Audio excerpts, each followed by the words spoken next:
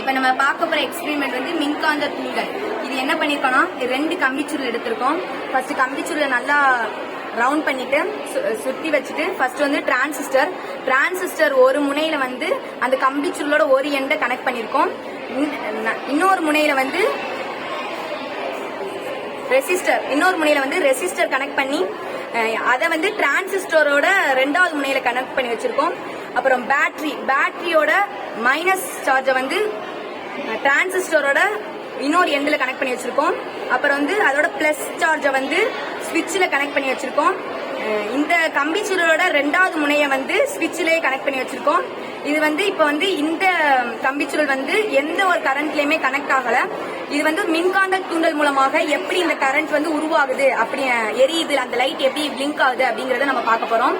அதாவது மின்காந்த தூண்டுதல் தத்துவத்தின்படி காந்தப்புலத்தினை மாற்றுவதன் மூலம் தான் ஒரு மின்புலம் உருவாகிறது. இந்த எக்ஸ்பெரிமெண்ட்ல முதன்மை சுற்றில கடத்தியல்ல பாயிர மின்னோட்டத்தினை சுற்றி உருவாகும் இந்த காந்தப்புலமானது துணை சுற்றில் ஒரு மின்னியக்கு விசையை உருவாக்குகிறது.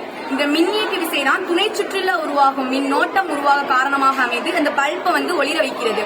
இந்த தத்துவத்தின்படி மாடர்ன் டெக்னாலஜில மெனி யூஸ், அதாவது பல செயல்பாடுகள் இந்த தத்துவத்தின்படி நம்ம செய்யலாம். இது எப்படின்னா இப்ப இந்த இதுல வந்து எதுவுமே கனெக்ட் ஆகல, கரண்ட் எதுவுமே கனெக்ட் ஆகல. ஆனா இது வந்து நம்ம தள்ளி வைக்கல, அந்த கரண்ட் லைட் வந்து எரிய மாட்டிக்குது. ஆனா இப்ப வந்து இந்த கம்பிச்சுருளை நோக்கி இதை கொண்டு போகையில அந்த லைட் எரியுது. ஏன்னா இது வந்து மின்காந்த தூண்டல் தத்துவத்தின் மூலமாக எரியுது. நன்றி. இந்த மின்காந்த தூண்டல் தத்துவத்தின்படி மெனி எக்ஸாம்பிள்ஸ் இருக்கு. அதுல சில, அதாவது இப்ப கரண்ட் இல்லாத நேரத்தில் நம்மளுக்கு ஜெனரேட்டர் கூட ஒர்க் ஆகுது. அது எப்படின்னா அந்த மின்காந்த தூண்டல் தத்துவத்தின் படிதான் அந்த ஜெனரேட்டரும் ஒர்க் ஆகுது.